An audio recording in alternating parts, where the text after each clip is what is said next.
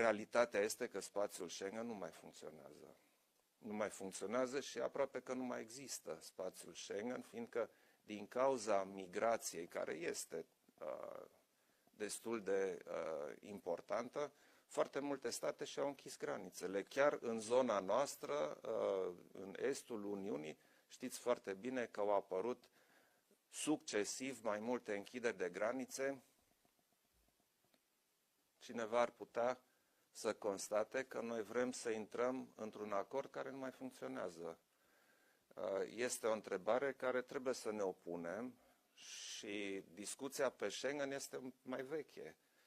Faptul că Schengen are probleme se știe de mult și pe de o parte există dorința de a moderniza acordul Schengen, pe de altă parte există unii care se opun la